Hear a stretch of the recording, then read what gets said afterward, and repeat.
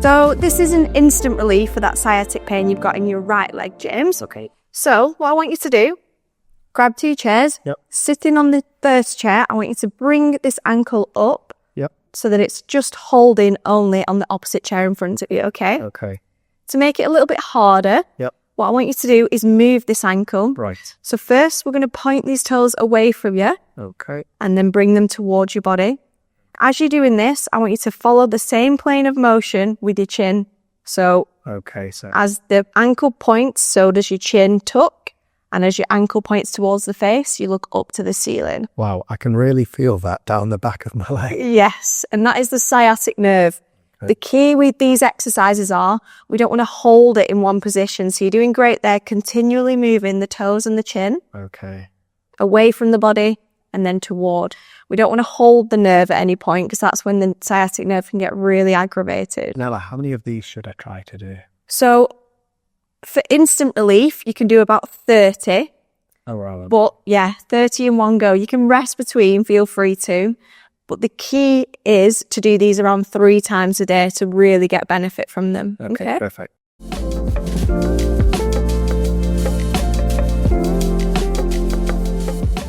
So another stretch we can add in, James, for sciatic relief is by stretching the piriformis. Okay. So the right leg is your affected side. So on the right leg, I want you to bring the ankle over to the left knee for me. In this position, good. It's almost like a figure of 4, Yes. can you see with your legs? Yep. And I want you to grab the unaffected side behind the thigh and bring that thigh towards the chest. Yep. So that you feel a nice stretch on that affected leg. And it should be around this area. Yeah, I was going to ask, where should I be feeling it? Around the glute. The piriformis is within the glute. Okay. So you should be feeling it almost down the side of the leg there. To make this harder, Ella, is there anything I could do? Bring that knee. I know it's quite hard. See, I'm very towards inflexible. the but chest. yeah, that's and probably you'll feel a that's deep, fine. deeper stretch there. To make it easier, relax off and bring the knee away Definitely, from as you. I'm sort of bringing that knee in, I can feel more of a stretch around here. I do a lot of sitting down at a desk, Ella. Would that typically mean that I've got tighter glutes and... Yes. Okay. And if you do sit for a long time at desk, sometimes that can actually aggravate the piriformis, which switches it on and creates even more intensified sciatica symptoms. Okay.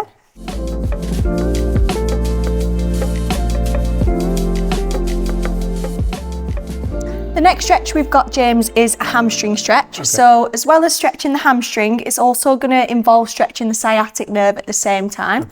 So what you need for this stretch is a towel that you can have at home. We have ropes here, but you can use absolutely anything that helps support that leg. So first we want to wrap the towel or the band around the toes of the affected side. Lie down for me on the back.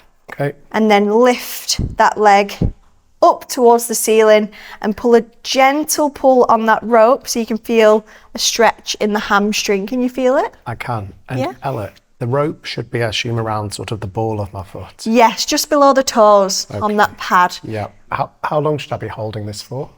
Around 10 to 15 seconds for me, James. Okay. To make this harder, is there anything I could do? So to make it harder, you can increase that angle at the hip. So you do this by pulling a bit firmer onto the leg, and you can see the leg getting closer towards my body. That's my maximum. I'm quite tight in my hamstrings, so that's why the angle isn't very large. Okay. And I assume with this leg that's on the floor, I should just be keeping it into the floor. Yeah, exactly. If you want to make it a little bit easier, you can bring that other leg up towards the chest. Can you feel that? I do, and I think that allows the leg to come back a bit further. But it does loosen the stretch a little bit, I think. Yes.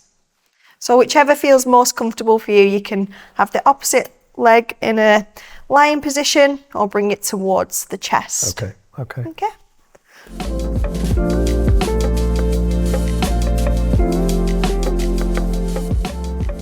So this targets the glutes. So when we have strong glutes, we know that that can keep the core nice and in line, as well as the spine. So it's going to be helping us towards relieving our lower back pain. So if we want to go down with our backs on the floor for me, again, heels towards the bum, just so that the knee is at about 90 degrees of flexion. From here, I want you to bring the pelvis up. So that the knees, the pelvis and the shoulders are in line by tensing the glutes. Okay. So can you squeeze those glutes so that they're lifting the pelvis up towards the ceiling? The top point of the movement is where the pelvis, the knees and the shoulders are in a nice straight line. Yep. So there's no curve of the back. Okay. And there's no U of the spine, okay? So it needs to be in a nice diagonal line for me. Okay. I want you to feel it in the glutes, so it's a glute movement. I can really feel it in here now. Good. I don't want you to feel any ache in the lower back. Yep. If you are, kind of bring the chin into the chest. Okay.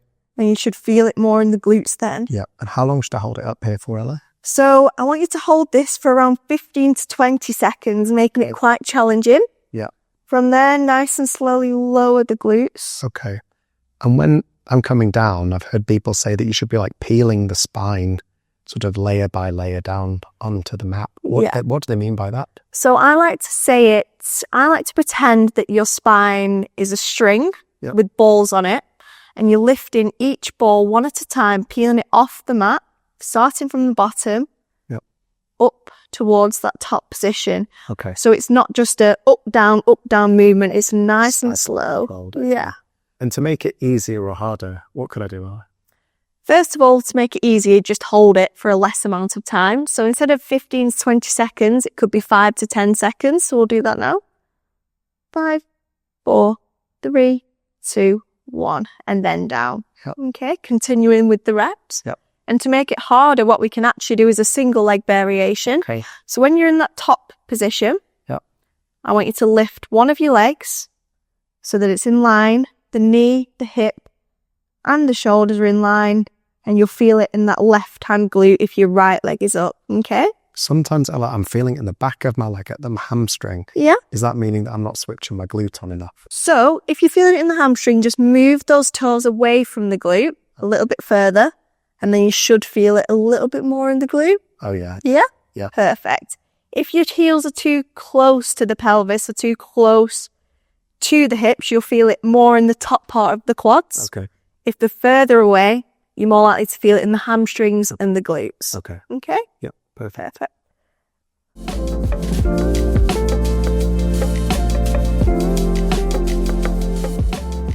So I like this exercise, James. It's called marching on the spot. Okay. It's clues in the name. It's just marching on the spot. So with the hands on the hips, I just want you to continually lift that knee up towards pelvis level. Okay. Perfect. So it's not a really fast movement, but it's also controlled. Yeah. I feel like this is a balance exercise, Ella. Yeah. More than anything.